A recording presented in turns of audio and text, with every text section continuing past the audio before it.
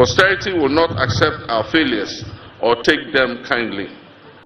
Discussions about our independence often highlight our reliance on imports, on donor aid, and IMF bailouts as signs of continued dependence.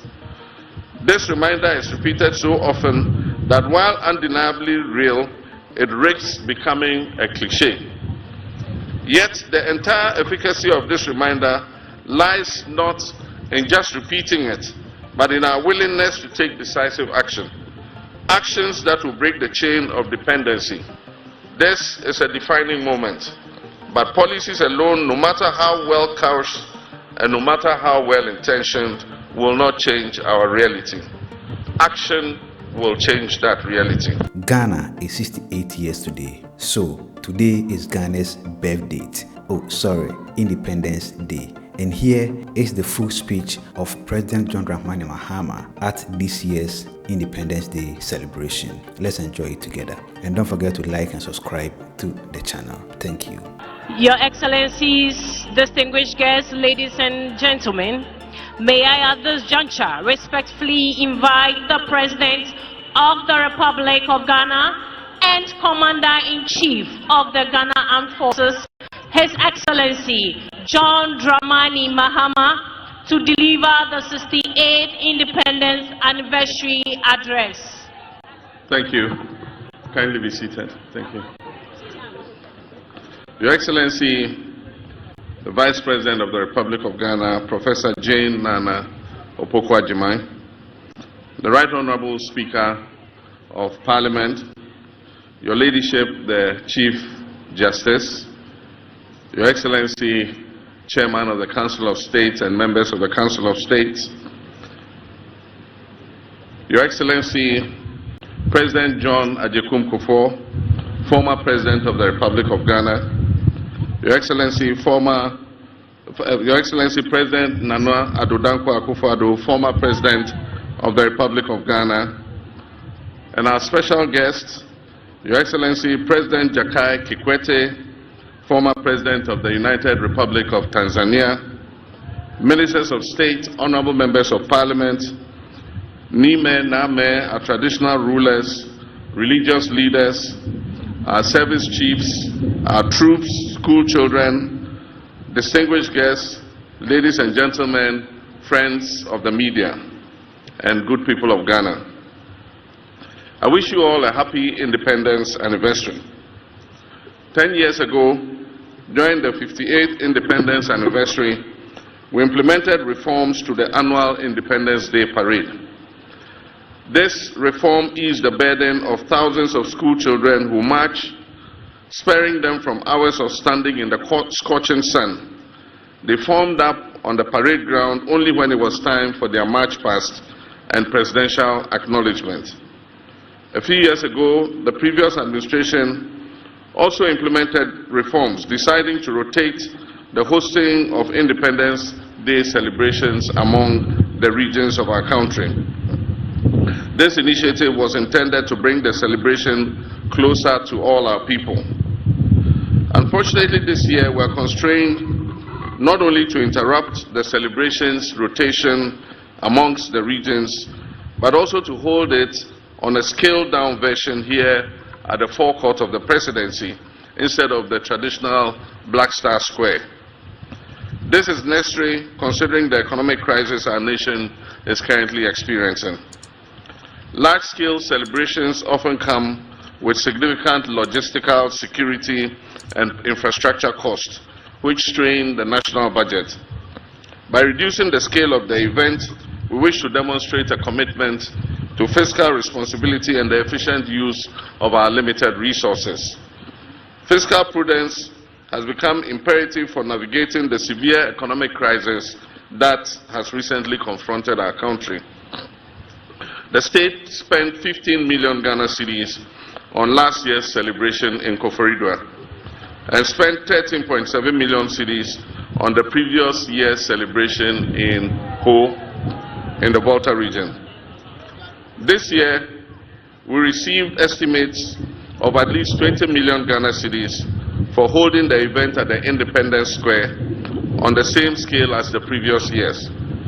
In a year when we are calling on all to sacrifice, including workers who have graciously accepted a base pay adjustment far below the rate of inflation, it is unconscionable to spend that kind of money on a few hours of celebration. Today's event would save us 95% of the estimated cost of the event.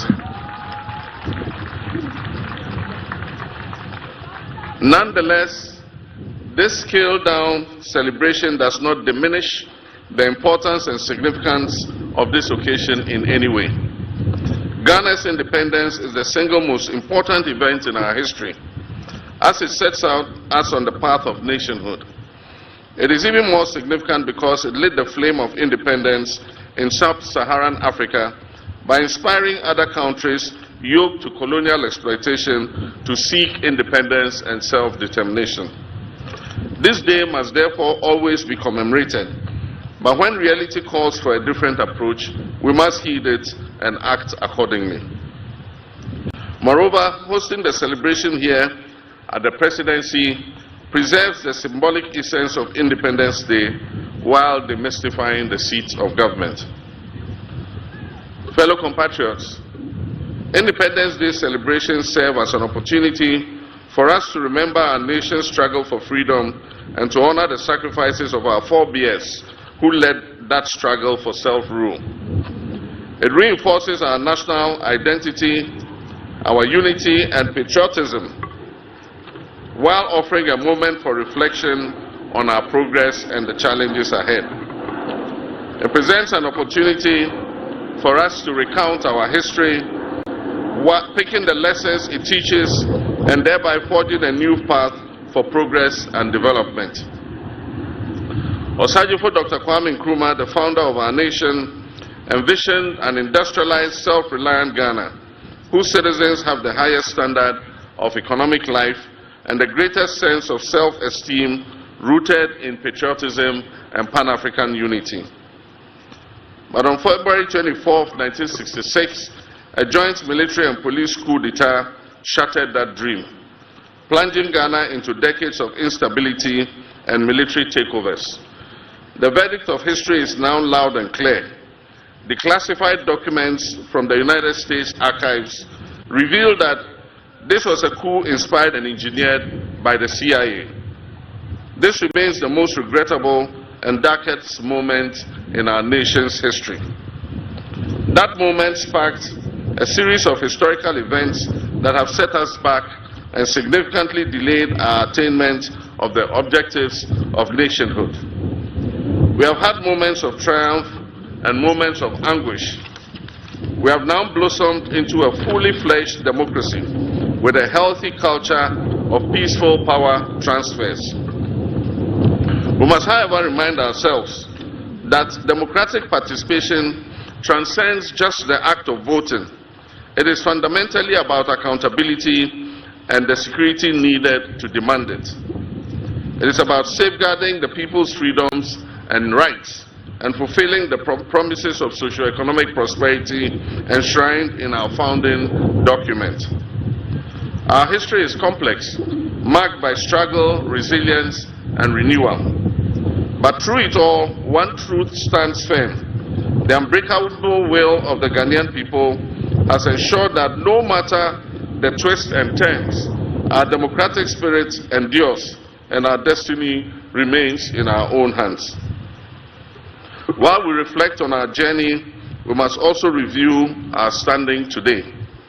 We must assess our economic outlook, education and human resource development, natural resource management, national security, and our governance arrangements. It is essential for us to conduct a thorough review of our healthcare system, agriculture and food security, infrastructure and urban development, and the role of science, technology, and innovation. In this era of green transition, we must recognize our unique circumstance, that is a nation rich in natural resources, yet vulnerable to climate change, and we must chart a path that balances sustainability with economic growth. 18 years ago, as we marked our Golden Jubilee, 50 years of independence, we celebrated offshore gas and oil and gas discovery. It was a moment of great optimism, promising a new era of economic transformation and attracting significant investments into Ghana's petroleum sector. However, in recent years, poor choices have stunted our prospects and left us reeling from serious challenges. This stark reality, far from dampening our spirits, must spur us on to strive for rapid development. For if our forebears, armed with far less, did not permit their backs to be broken by a repressive and exploitative colonial administration representing an imperial power, how can we, their progenies, armed with far more, despair in the face of these challenges? Rather than perpetually decrying our failures, every anniversary of our independence must present an opportunity for us to account for the legacy we are building for our next generation. We of this generation are merely custodians of this country and resources. They are entrusted to us to manage them wisely today for the generation of tomorrow. These independence anniversaries must therefore be a moment of reflection, not on what we have done for ourselves, but on how well we have stewarded national assets for those we will hand them over to in the future. Our story cannot be one of missed opportunities. It must be one of continued effort to achieve far more than we can boast of now. Posterity will not accept our failures or take them kindly. As President, I am committed to providing the bold leadership and the clarity of vision that is needed to navigate the turbulent economic waters we are sailing in currently, while safeguarding our future. Discussions about our independence often highlight our reliance on imports, on donor aid, and IMF bailouts as signs of continued dependence. This reminder is repeated so often that while undeniably real, it risks becoming a cliché. Yet the entire efficacy of this reminder lies not in just repeating it, but in our willingness to take decisive action. Actions that will break the chain of dependency, not just the empty rhetoric of an Africa that is beyond aid. Proclaiming self-reliance while marching straight back to the donors, into the hands of the donor agencies, begging bowl in hand, is really meaningless. To break this cycle of dependence and reset our economy, my administration is formulating policies based on fiscal discipline and living within our means. We are striving to expand our economy to yield prosperity for all. And to do this, we must look within and make sure that we are raising revenue domestically. This administration is working to implement the 24-hour economy program to ensure that our economy never goes to sleep. This will allow us to create the necessary job expansion, boost productivity, increase our exports capacity and trade footprint, and also reduce our dependence on foreign aid. The US $10 billion Big Push initiative will also modernize our infrastructure. It will create jobs. It will stimulate local industry, ensuring that our development is driven from within rather than funded from outside. Agriculture remains our biggest opportunity to reduce import dependence. With over $2 billion spent annually on food imports, the Agriculture for Economic Transformation agenda is structured to strengthen local agribusiness and ensure food security. The Feed Ghana program will drive mass food production and stabilize food prices. At the same time, the Poultry Farm to Table initiative, otherwise referred to as Nkukong Kitenkite program, will boost domestic poultry production and processing to directly address our 95% reliance on imported poultry products. The success of these policies depend on active citizen participation, particularly from our young people. The AgriNext program will equip 30,000 young people with land, training, and agribusiness opportunities. Farmers service centers in every district will provide access to mechanization services, quality seeds and fertilizer to boost local food production. My brothers and sisters, this is a defining moment, but policies alone, no matter how well couched and no matter how well intentioned, will not change our reality. Action will change that reality. As President, I'm taking the necessary action to create growth opportunities and enhance our economic independence. Young Ghanaians must step up to the plate, seize these opportunities, and contribute to building a self-sufficient nation. Ghana's economic future is in your hands. Fellow Ghanaians, the 1992 Constitution has provided a stable framework for governance and delivered the most extended period of constitutional democracy in our nation's history. However, like any enduring legal and political framework, it has flaws and loopholes. Recognizing the need for refinement, the late President John Atta Mills initiated a constitutional review process in 2010, leading to the establishment of the Constitutional Review Commission. The previous administration of Nana Dankwa Akufo-Addo also undertook some constitutional review. Considering evolving national and global dynamics, I have constituted a new review committee to undertake a comprehensive and inclusive reassessment of our Constitution. This endeavor is essential as the strength of our democracy, the integrity of our constitutional order, and the rule of law requires continuous renewal.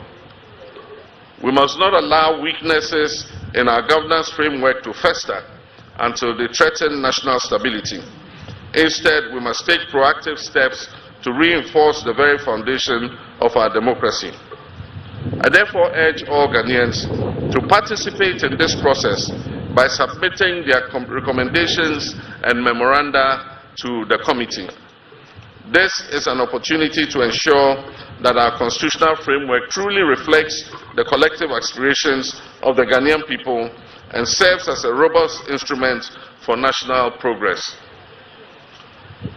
My brothers and sisters, Dr. Kwame Nkrumah understood the essence of unity, not only in Ghana but on the entire African continent, when he said, and I quote, "The forces that unite us are inherently and far greater than the divisions imposed upon us."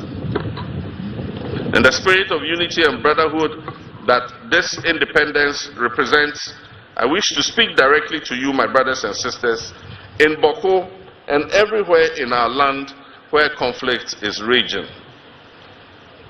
I do not speak as president, but as your son and brother, in whose hands you have entrusted a solemn duty.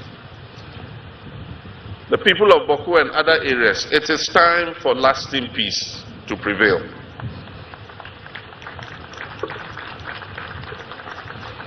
Our children deserve to inherit a peaceful land where their dreams are nurtured, not where their nightmares are relived. They deserve to inherit a land where our markets are bustling with trade, not tension and conflict. They deserve to inherit schools that echo with learning and not melancholy. Let us not be swayed by division, mistrust, and the weight of past injuries. Let us give renewal of friendship a chance. Let us give peace a chance. This is not an invitation to simply forget the past. Far from it. It is an invitation to live above it. Fellow countrymen and women, 2 years from now, our dear nation Ghana will celebrate its 70th anniversary of independence. This is our moment in history. We have endured trials, we faced challenges, and carried the burden of our struggles, but we have never given up. Through every storm and shadow, we have kept the flame of hope alive. And now, at this critical juncture, we must rise with courage, determination, and unwavering belief that a brighter future is just within our grasp. Let us reflect on the great movements that have transformed the world. the movements that have liberated us from the bonds of colonialism, and the voices that shaped our path to democratic rule. Before these, people thought it was impossible. It is not impossible for us to create a better life for our people. It was ordinary people, workers, dreamers, farmers, students, the young and the old, who refused to accept the way things were. They marched, they spoke out, they struggled, and eventually they prevailed. From African liberation movements to the fight for civil rights, from the pursuit of democracy to the battle against poverty and inequality, one lesson stands clear. When people unite with a common purpose, nothing can stand in their way. As I said before Parliament, we shall live the dreams of our forebears in our lifetime. This is not just a promise, it is a call to action. Let this be our mission to rise above fear, to silence the voices of doubt, and to harness the strength within us to create a future that is fair, that is prosperous, and that is inclusive. Let us move forward together side by side, knowing that every sacrifice we make today will prepare the way for generations yet to come. I thank you very much, my fellow countrymen and women, and I wish you all a happy Independence Day.